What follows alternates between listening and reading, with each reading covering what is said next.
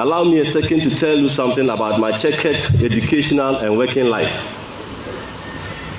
In primary 6 of my village local school, that is Bull Primary School, I was denied participation in an entrance seminary, both in Wa, with the excuse that I was unintelligent and will thereby disgrace my village local school.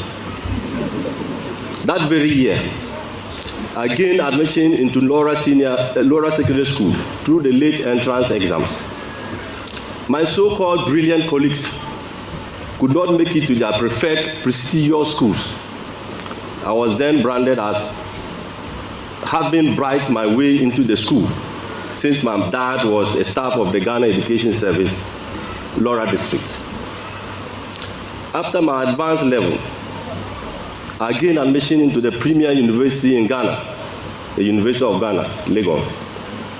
In my second year, there was a strike that led to the closure of the university. In the village, that is Bu, the story was that I had been dismissed as I was unqualified. After the strike, I returned to campus, and the story at home was that my dad had paid another bribe to the university authorities too. On the job front, as a senior prison officer, I faced similar challenges. For instance, as OIC for Salaga, a number of anonymous letters, known as animal letters, in prison circles were sent to the Director General of Prisons about me. Investigations were conducted and the allegations lacked merits.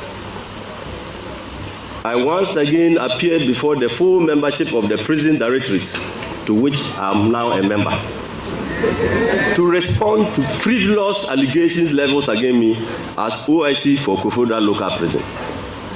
At the end, I was vindicated and encouraged by the Director General to continue with my style of administration.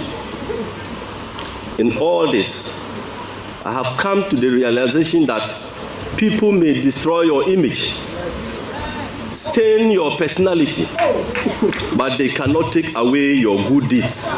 Because no matter how they describe you, you will still be admired by those who know you, who really know you better.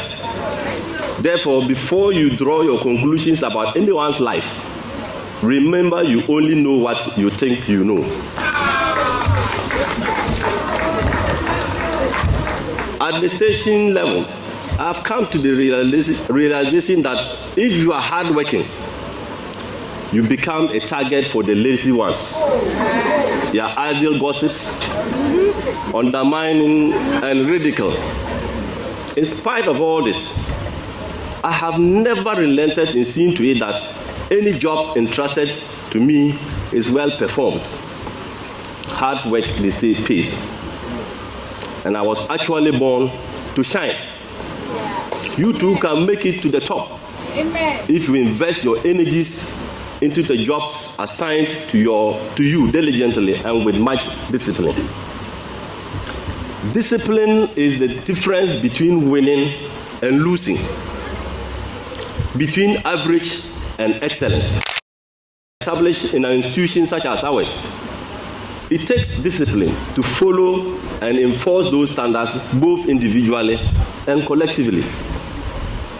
Aristotle, a famous Greek philosopher, once said, "We are what we repeatedly do." Excellence then is not an act, but a habit. So then, if we repeatedly practice high standards and discipline, it is the creation of those habits that enable us to defeat a determined enemy. A disciplined staff does not undermine the authority of his or her seniors. Do avoid unprofessional behaviors that would bring the image of the service and yourselves into disrepute, and also endeavor to maintain a high standard of respect to authority, in addition to being committed to your various work roles.